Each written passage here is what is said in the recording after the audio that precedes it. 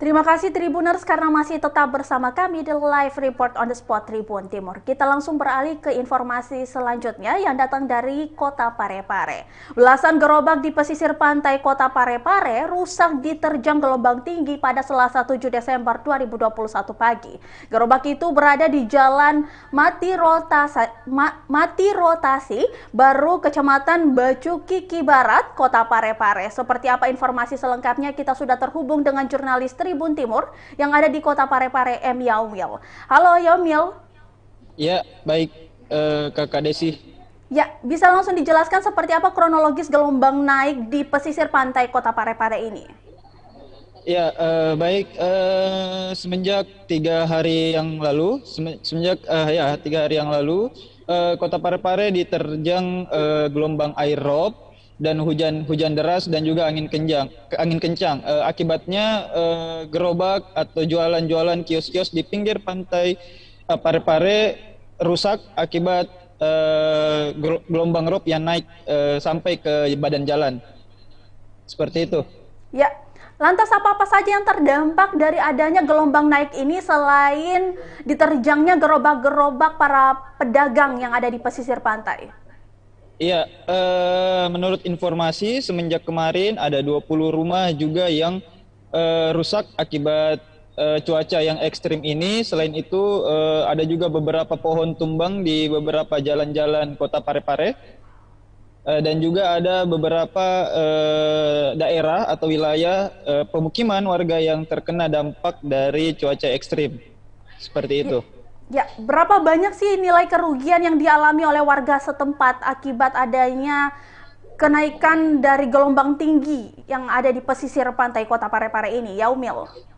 Ya, baik. Terima kasih Kakak Desi.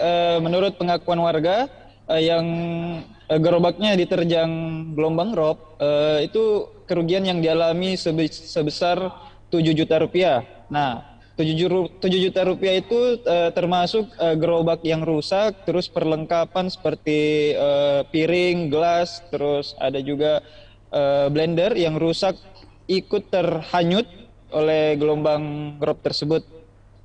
Ya, lantas adakah upaya dari pemerintah setempat untuk menangani adanya kenaikan gelombang ini, Yaumil? Ya, untuk pemerintah setempat sendiri sejauh ini masih membersihkan jalan-jalanan yang terkena dampak seperti sampah-sampah yang masuk ke badan jalan. Sampah-sampah itu berupa plastik, lumpur, dan kayu-kayu. Nah, untuk bantuan sendiri sampai sekarang belum ada, seperti itu. Ya, baik. Untuk informasi selengkapnya juga jurnalis Tribun Timur yang ada di Kota Parepare, Yaumil, telah melakukan interview langsung bersama dengan warga setempat yang terimbas dari adanya gelombang tinggi yang terjadi di pesisir pantai Kota Parepare ini. Berikut informasinya. Jadi, bagaimana kondisi gerobaknya, Tante? Hancur gara-gara ombak tadi malam. Oh, berapa kerugiannya itu, Pak, Ya, Tante? hampir 3 juta. Kalau mau dihitung semua dengan gerobaknya 3 jutaan lah. 7 jutaan. Iya. Apa-apa saja itu, Tante? Banyak, ada gelas, ada blender, ada piring, ada makanan-makanan, minuman-minuman di situ. Itu kemana itu semua, Tante? Hanyut? Hanyut di bawah laut. Di bawah air di? Iya, di bawah air. Ombak kemarin kan tingginya hampir berapa meter itu tingginya. Dihantam berapa kali, dihantam baru jatuh itu kecil. Nah, itu di penghasilanku di situ. Bayar anak sekolah, makan, bayar listrik, semuanya di situ penghasilanku. Oh, iya, Dik. Iya. Sudah berapa kali memang, Tante, itu? Sudah 2 kali bisa gerobakku begitu, waktu tahun lalu juga kena musibah seperti itu. Tapi masih bisa dipakai? Masih bisa tahun lalu, tapi sekarang tidak bisa, Tidak bisa, Midi. hancur karena terbelah 2 di bawahnya. Apalagi kacanya sudah pecah-pecah semua. Tidak ada milik, tidak bisa dipakai lagi. Bagaimana harapan Tante?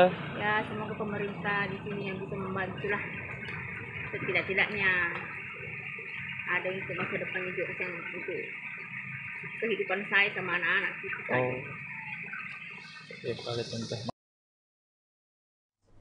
Ya, Yaumil, terdengar juga penjelasan dari warga setempat yang terkena imbas dari adanya kenaikan gelombang ini, Yuyu Herawati, yang mengatakan ternyata ada kerugian material yang dialami oleh Yuyu Herawati ini. Kalau boleh tahu sendiri, Yaumil, apakah ada upaya pengungsian juga yang dilakukan oleh warga yang terkena dampak dari adanya gelombang tinggi di pesisir pantai?